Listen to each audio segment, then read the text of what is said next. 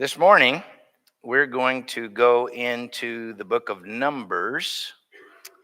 Uh, we're going to change classes in February, and I'm going to read a text from Jed Lovejoy here. Jed Lovejoy says, Auditorium class, Dan Owen, the case for the Bible in the modern world.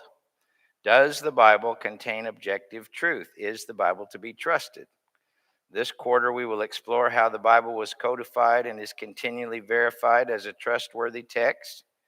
Be prepared to challenge yourselves as we examine how diverse lenses and approaches can reshape one's understanding of the Bible and your belief in the Bible's relevance for your own life. Now, see, the difference in me and Jed is he puts a big thing in here. And what I would say is we're going to talk about the way modern people look at the world, their philosophy, the lens of their philosophy, and the way people around us look at the world and look at all things, how this shapes their understanding of the Bible, how our view of the world shapes our understanding of the Bible. And it's going to be a little bit different approach, but I think you'll enjoy it, and it will be a productive study. That begins on February, the first Sunday in February. All right, so at the end of the book of Exodus, we have the finish of the construction of the tabernacle. We've talked a lot about the tabernacle and the temple, the sanctuary, and how it was designed and patterned after things in heaven. And God was pleased because the people of Israel did exactly what he asked them to do, and his glorious presence filled the tabernacle. In other words, he moved into his house. He moved in to manifest his blessing presence with the people of Israel in a very visible way. Pillar of cloud by day, pillar of fire by night, etc. Now, the book of Leviticus doesn't take up any time. The book of Leviticus is a description of all the sacrifices that the priests were going to offer in that tabernacle, the type of worship that was going to go on in the tabernacle. So if you're reading through Exodus, Leviticus, Numbers, you may have the impression in your mind that after Exodus and throughout all that stuff from Leviticus, well, there must have been a lot of time passed. No time at all passed in the book of Leviticus. The book of Numbers, as we have it in the Pentateuch, is actually titled in Hebrew Bamidbar, which means in the wilderness. In the wilderness. You know, in the New Testament, several books, most prominently 1 Corinthians chapter 10 and Hebrews chapter 3, discuss that journey through the wilderness and the rebellion of the Israelites in the wilderness. The New Testament books that discuss the wilderness wanderings of the Old Testament Israelites are talking about the book of Numbers. The book of Numbers in the Hebrew Bible is called In the Wilderness. And if you wanted to give it a little extra oomph, you could title it Rebellion in the Wilderness. Because there is a word in the book of Numbers that occurs numerous times, and it is a word which means to speak rebelliously or to rebel. It's a thematic word through the book of Numbers. And so rebellion in the wilderness. What not to do. Don't do like they did. Also, don't you remember from reading your New Testament that the journey of the Israelites through the wilderness is often compared in the New Testament to our life journey. See? They left Egypt like we leave our life of sin, and they arrived in their rest in Canaan, and we sing a song, To Canaan's land I'm on my way, where the soul of man never dies. So there's a comparison in the New Testament between our journey through this world and their journey through the wilderness. So in that sense, you and I are in the wilderness. Now, to get the picture here and to start making some applications, let's look at this little map. Now, before we look at this slide, turn to Exodus chapter 19. Exodus 19. Now, see, I'm looking at the TV that's way at the back of the auditorium, but hopefully you have a closer screen. But you'll notice the top left-hand side down to the point at the bottom, that's Israel's journey from Egypt to Mount Sinai, okay? And in Exodus 19, it says in verse 1, in the 3rd month after the Israelites left Egypt, on the very day. So you've got the first day of the 3rd month. So from the top left-hand corner, the land of Goshen, down to Mount Sinai, that took 3 months. All right? And so from Exodus 19 all the way through Numbers 10, verse 11, the entire time period that elapsed from Exodus 19 to Numbers 10 is 11 months. So actually 8 months, because they arrived 3 months after they started. So from the time they left Egypt till Numbers chapter 10, verse 11 is 11 months. Okay? So you may get the impression as you're reading through Exodus and then Leviticus and Numbers that a whole lot of time has passed between those, but only 11 months since Exodus 12. So from Exodus 12 to Exodus 19 is 3 months. From Exodus 19 to Numbers 10, verse 11 is 8 months. That's all the time there is there, okay? Almost all of the time that passes in the story of the Israelites in the desert is in the book of, guess what? Y'all are not that? Come on. Numbers, thank you. The book of Numbers, okay? Which is entitled In the Wilderness, see, in the book of Numbers itself, all right? So from Mount Sinai at the bottom tip there all the way up, to when they actually entered the land is about 38, almost 39 years, and we're going to get to that in just a moment. All right, so one of the things that really connects us with the faithfulness of God, if you go to Numbers chapter 1, this is 11 months out of Egypt, basically. And God says, I want you to do a census of the people. Now, why this census? Because in Genesis, God promised Abraham, I will do what? I will make of you a great nation. And your people will be like the sand of the seashore and like the stars of the heaven for their number, see? But if you remember, in Exodus chapter 1, how many people actually came with Jacob and ended up down in Egypt? How many? Remember? 70. Good job. 70 people. So after they stayed in Egypt for 400 years, you come to Numbers chapter 1, and there's this detailed census that gives you how many were in this tribe and how many were in that tribe. And if you go down to Numbers 1, verse 46, the total number of fighting men, not counting women and children, was 603,550 men able to go to war. And that didn't include all their wives and all their children, which would have added up at least to what, 3 million or so, 3 to 4 million, something like that. That's a big bunch of people out there in the desert. So from 70 to that is God keeping his promise. See, that's really what all this is about. God is faithful. God is keeping his promise. And he multiplied them in slavery. All right, so in Numbers chapter 10, verse 11, if you turn to Numbers chapter 10, verse 11,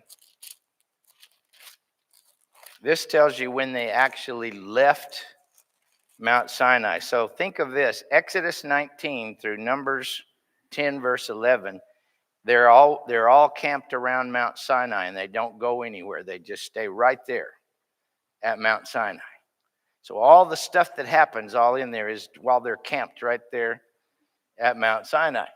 So you've got 3 months, coming to Mount Sinai, then 8 months at Mount Sinai, and then in Numbers 10, verse 11, it gives you that the second year, the second month, the 20th day, they left and Israel moved north toward Kadesh Barnea, where they were having the opportunity then to go into the land of Canaan that God promised Abraham. You cannot read Exodus without always thinking about Genesis. Genesis 15, Abraham's put into a deep sleep, and the fire passes between the halves of the animals, and God says, know that I'm going to give this land to you, but your people are going to be slaves in a foreign land for 400 years, and then I'm going to bring you up out of that land, and I'm going to give you this land as your possession. And sure enough, the book of Exodus talks about freeing them and taking them out into the desert. And so God takes them up in the book of Numbers to the border of Canaan, and he brings them to the verge of going into the land. Now, before this actually happens, we have the census number 2 a little bit later. We're going to come back to the rebellion. Census number 2 takes place in the 26th chapter of Numbers. Now, in the 26th chapter of Numbers, you've basically gone through the next 38 years. See? So between Numbers 10 and Numbers 26, it's about 38 of the 40 years, maybe 38 and a half of the 40 years of the wandering in the desert. And all the rebellion has taken place, and then God counts them again. Why? Because he killed all of the first ones, because they rebelled against him. And now, see, how long did it take to get the first 3 million or so? That took 400 years, right? How long did it take God to get the second 3 million? It took him about 38 years. Wait a minute, God, now how come it took you 400 years the first time and you could crank it out in 38 years? Well, God does what God does. You know what I'm saying? And what's the point? God promised Abraham, and once God says, I will, what do we think? It doesn't matter what people do. God is going to do what God says God is going to do. If he has to kill one generation, he'll raise up the next generation, and his plan will go forward. So in Numbers 26:51, you've got 601,730 men able to go to war. Deuteronomy 1:3 is a time reference for when they came into the plains of Moab. And we don't care about that. You don't anyway. It's just I'd like to figure these things out. So I do it like this. I do Genesis 1:1 through Exodus 12, from creation to the Exodus. Exodus 12 to Exodus 19, from Egypt to Sinai. Exodus 19 to Numbers 10:11, encampment at Mount Sinai. Numbers 10:12 through Deuteronomy in the plains of Moab. See? So that's when they're ready to come into the land. It gives me a time perspective on what's happening in there, because I like to take the big view, because in taking the big view, you kind of see how it all fits together. So now let's talk about the main, here to apply to our lives thing in the book of Numbers. Rebellion in the wilderness. All right, here's the book of Hebrews, Hebrews 3:7. He says to the people he's writing to, today, if you shall hear his voice, do not harden your hearts as they did in the rebellion, like as in the day of trial in the wilderness, where your fathers tried me by testing me and saw my works for 40 years. Wherefore I was displeased with this generation and said, they do always go astray in their hearts. They did not know my ways. And I swore in my wrath, they shall never enter my rest. See, that's talking about what happened to those that went and died in the wilderness in the book of Numbers. But let's dissect this a little bit. The rebellion in the wilderness. We had the food rebellion. Have some of y'all been rebelling because of food lately? Food rebellion. Miriam's rebellion, where she got stricken with leprosy. The spies, the 12 spies, the 10 spies that rebelled, their rebellion. The rebellion of Korah, Dathan, and Abiram when they said they wanted to be priests and in the same position as Aaron and Moses and those others. The rebellion that were grumbling and caused the serpents to come in and bite them all, Numbers 25, the rebellion when the Moabites invited them to their sacrifices. So these are just some of the ones you can find in the book of Numbers. Let's turn to Numbers 11. Numbers 11. People are moody depending on what's happening in their lives, right? They're marching day after day after day after day, not just day after day, month after month, year after year. They're tired, they're frustrated, and they cannot stand the food. They're alive, and they've got water to drink, they've got food to eat. But in Numbers chapter 11, verse 4, the rabble with them began to crave other food, and again the Israelites started wailing. See, this was not like a minor bad attitude. Their bad attitude had taken them over. They were wailing, if we only had some meat to eat. We remember the fish we ate in Egypt at no cost, also the cucumbers, melons, leeks, onions, and garlic. I like onions and garlic sometimes. But now we have lost our appetite. We never have seen anything but this manna. And so they were sick of that. Verse 10, Moses heard the people of every family wailing, each at the entrance to his tent. Now see, this was not just a little bit of grumbling. This was a full-scale attitude, rebellion, and a demanding of God that something happened differently because we don't like how things are going here. Now, we may not completely relate to that because we may think that we don't care what kind of food we eat. Some of us take food pretty seriously, don't we, sometimes? But think of a desire that we have, a lust that we have, a something we enjoy, and we get sick of the drudgery of doing the same thing, or eating the same thing every night. Like, let's have beans every night, But this lust for food overpowered them. So it's one thing to have a desire.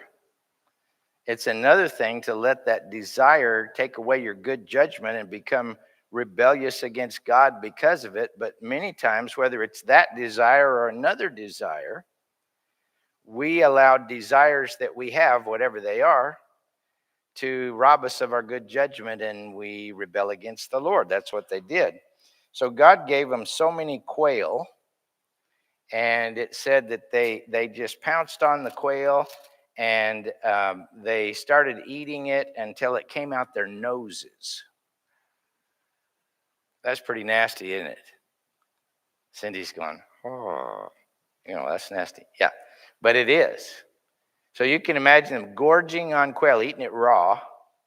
I mean, the little quail that I kind of take them like this and go whack like that, and then take the breast meat out, put it in a little sack, but just I bet they had feathers all over them too.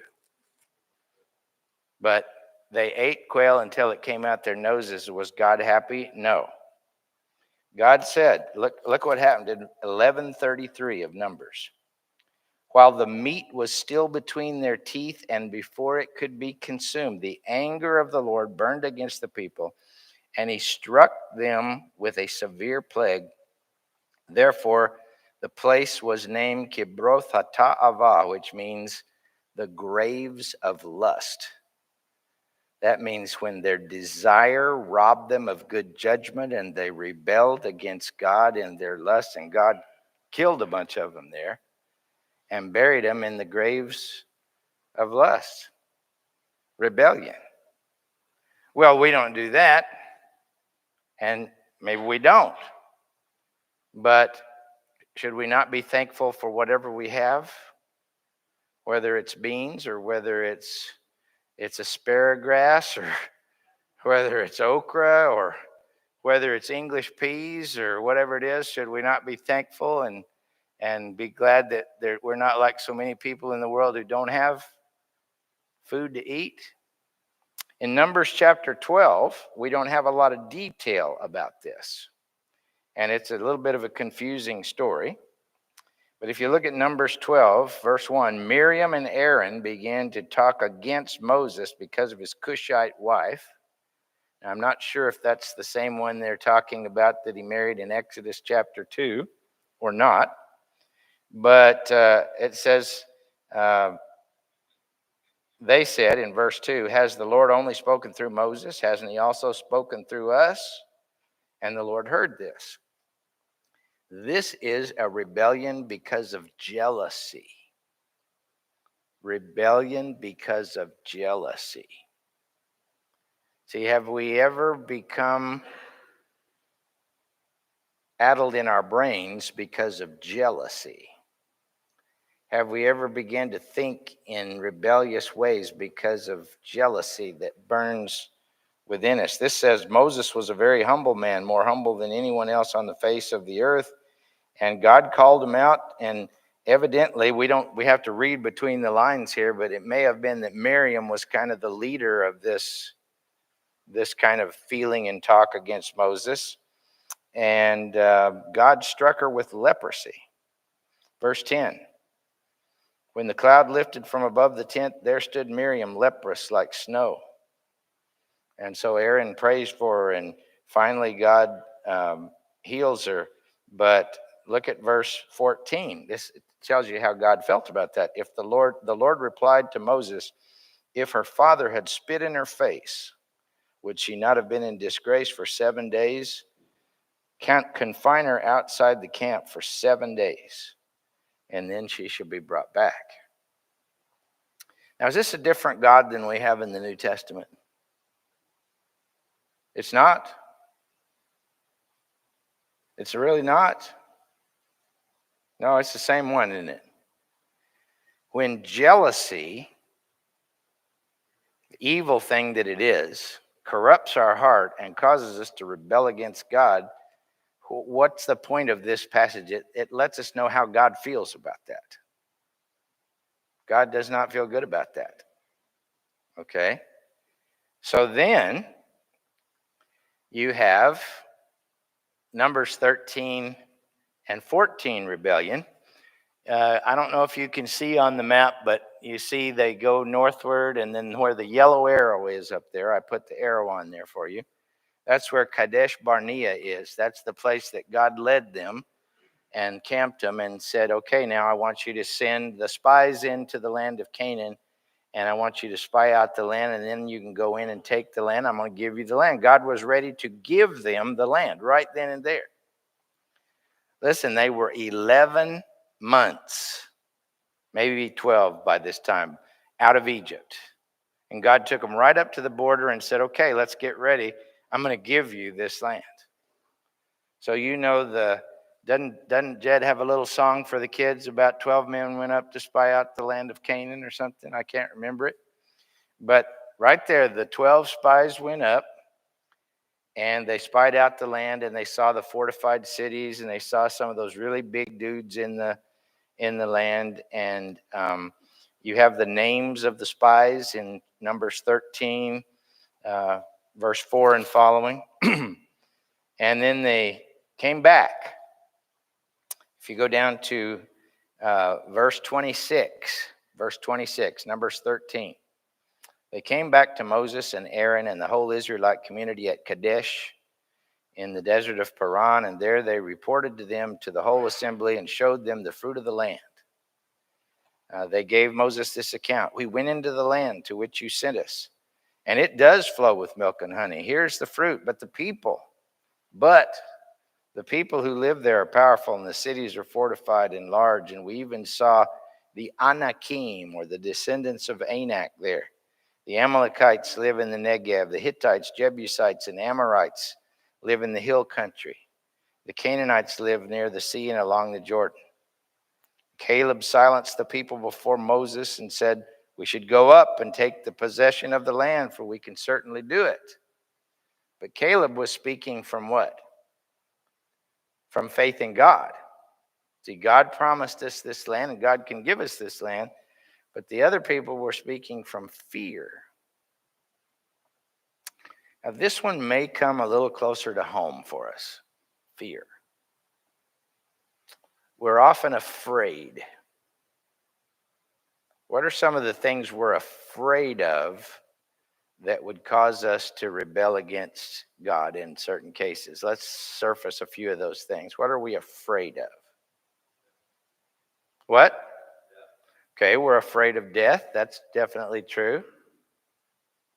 What else are we afraid of? What? Okay, afraid of overcommitting ourselves. What else? Practically, when you have decisions about what's right and what you need to do, what fears come to your mind that make you hesitate? Oh, now we're talking business. We're super afraid of what other people will say, whether in the church or out of the church, if we really do this thing that we really should do, right? That's a biggie.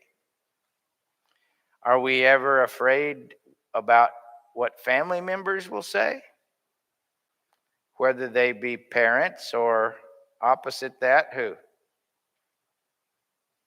Our children. Are we afraid of those things when we, make decisions? Yay or nay? Yeah, we are, aren't we? And so, we talk about these people here who went up to the edge of this land, and even though they were many, they saw the fortified cities, and they imagined themselves dying against the walls of those cities, and they imagined all these things, and they were afraid. But we're afraid. We're afraid. Are we ever afraid regarding our employment or our employers? I think we are sometimes. We could be even afraid in personal relationships. If we do the right thing, what will be the response of the person in the relationship? So there's all kinds of fears that we have. But if you look at chapter 14, after this confrontation is made, Numbers 14:1, that night all the people of the community raised their voices and wept aloud. And the Israelites grumbled. Some of you will have complained. If you'll go through your version of whatever version of the Bible you're reading, and if you'll underline all those places where it says grumbled or complained, that's a little Hebrew word lun, which means to speak rebelliously. To speak rebelliously. It's not like, I don't really like that, but I'm going to do it, because that's not what it's like. It's like I'm grumbling to the point of being rebellious against it. See, that's this little word. All right, and so notice what they said. All the Israelites grumbled against Moses and Aaron, and the whole assembly said to them, if only we had died in Egypt or in this desert. Why is the Lord bringing us to this land? To let us fall by the sword? Now see, go back to Genesis, to God's promises. I'm going to make you a great nation. I'm going to bless you and make your name great. And whoever blesses you, I will bless. And whoever curses you, I will curse. And I'll give you this land, and you'll live in this land. But, it would have been better for us to go back to Egypt. Have you ever thought it would have been better for me not to try to be a Christian? This would have been better. This would have been better. It'd be better if I never started out this. This is the same sort of thing. So, verse 5, Moses knew that God would be angry. Moses and Aaron fell face down in front of the whole Israelite assembly gathered there. Joshua stands up and tells them, we can do this. Verse 9, Joshua says, only do not rebel against the Lord. And do not be afraid of the people of the land, because we will swallow them up, but their protection is gone. The Lord is with us. Do not be afraid of them. But they wanted to stone Joshua and Caleb and everything. So the Lord said, this group of people is not going to come into the land. You turn them around and march them back into the desert. And they're going to wander through that desert. And so he turned them back around. Now let's apply this to ourselves. How many times in our history, not just the history of a congregation, but in our personal history, if we'd had a little bit more courage and just stepped out there and done what the Lord wanted us to do by faith, great things can happen when we do that. But if we're governed by fear, sometimes even in our giving, we're governed by fear instead of being governed by faith. So fear versus faith. Now, let's review for a minute. We've talked about our desires, whatever those are, causing rebellion.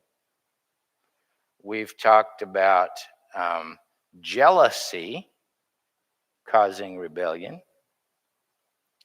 We've talked about fear causing rebellion as opposed to faith. See, those are three things. Those are pretty directly applicable to us, aren't they? Two chapters in which this really occurs big time in the New Testament are Hebrews 3. This is really discussed in detail. And 1 Corinthians 10. 1 Corinthians 10 says this, I think, verse 11. These things happened to them by way of example, but they were written down for our instruction, upon whom the ends of the ages have come. Therefore, let him that thinks he stands take heed lest he fall. Now, my mom's bony finger I can see pointed at me, quoting verse 12. Let him that thinks he standeth take heed lest he fall, But when you really look at that bony finger in the context of everything that happened in the book of Numbers, the woman was making the same point that Paul was making about the experience of the Israelites in the desert and how that I don't want to be like they were, right? Now, at the end of the quotation in Hebrews 3, where God says, I swore in my wrath they will not enter into my rest. The Hebrews writer says, take heed therefore, brethren, lest there be in any one of you an evil, unfaithful heart in falling away from the living God. But encourage each other daily, so long as it is called today, so that none of you will be hardened by the deceitfulness of sin. Well, how does that happen? It happens by our own desires. It happens by our jealousy. It happens through our fear. Those are different ways that we're caused to go astray from the Lord, like those people in the desert. So, y'all are looking at me funny. I'm trying to make this applicable. I'm not trying to make it is applicable, but we've been talking about tabernacles and temples and all the symbolism, and that's interesting, and it's applicable if you think about it, but this is real easy to see how this is applicable, right? We each have the potential for rebellion. Now, the people in this room, most all of you are trying every day to walk with the Lord, and you're not in rebellion like those people were, but we need to understand that it's easy for us to get there if we're not careful. Let's talk about Korah's rebellion for a minute. Who wants to ask a question or make a comment before we talk about Korah? Mark?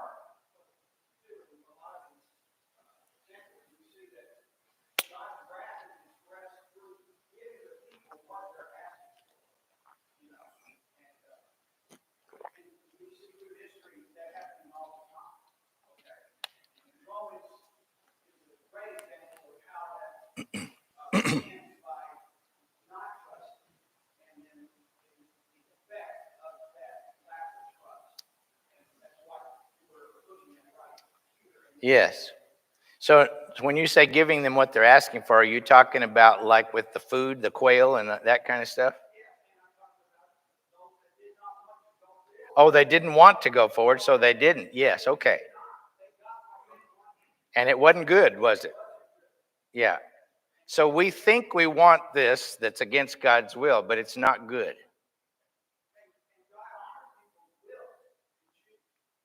Amen. They had the will to choose. They chose wrongly, didn't they, in those cases? Okay, Janice?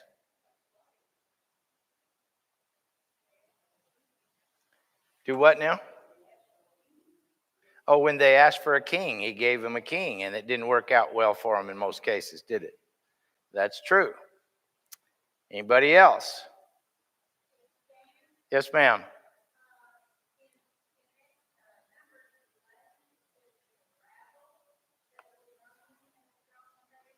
Yep.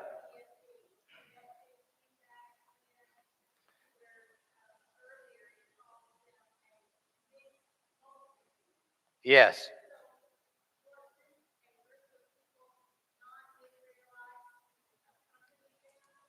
It seems like, let me repeat her question for those out there and for those of you that can't hear. She's talking about in Numbers 13 or 13, Numbers 11, where it talked about the rabble that was with them or the hangers on, and earlier it mentions a mixed multitude. There may have been others that were in the group that were not completely part of the Israelite band, and their grumbling infected the other people's attitudes, and probably yes. Okay. So, real briefly, Korah's rebellion. Now, in Exodus 28, 29, and Leviticus 8 and 9, we have God's instruction for the priesthood. And God said, I want the family of Aaron and Aaron's descendants to be priesthood. Now, God did pick the tribe of Levi to serve the tabernacle, but he picked one family out of Levi, the family of Aaron, said, I want them to be priests. Aaron and his sons, Nadab, Abihu, Eleazar, and Ithamar, and their descendants. Okay? But Korah was a Levite. He was close, but he was not of the family of Aaron. And in Numbers 16, Korah, Dathan, and Abiram, and some others said, Moses, Aaron, you guys, what's so big about you? Why can't all of us be priests? It should be our right to be priests. Why can't we be priests? And very much like Numbers 14, when Moses and Aaron hit the ground, and covered up because they knew God's wrath was coming. In Numbers 16, Moses and Aaron hit the ground. And they said, you don't know what you're doing here. You don't realize what you're asking and what the deal is. And so, anyway, they brought their censers to try to offer incense as priests to the Lord the next day. And God opened up the ground, and they fell into the ground, and they burned them alive on the way down. And the only thing left was their little censers smoking in the ashes there. And God's point is in Numbers 16 and verse 40, I think. Let's see if that's right. Nope, it's close. Number 16, verse 40. They beat these little bronze censers into a cover for the altar, as the Lord directed him through Moses. This was to remind the Israelites that no one except a descendant of Aaron should come to burn incense before the Lord, or he would become like Korah and his followers. Those of you that have a more literal translation says no stranger. Some of your translations may say no unauthorized person. How many of you have a translation that says no stranger? No? Well, there's a word in the text. What? Outsider. Okay. That would be the translation of this, but the word means something other than what God has chosen. See? And so no stranger shall come near to be. This is the principle of the holy that we talked about earlier in an earlier class. Okay. Well, that's enough for this class, and we'll continue next time. And then we're going to have a completely different class starting in February First Sunday. Take a little break before church.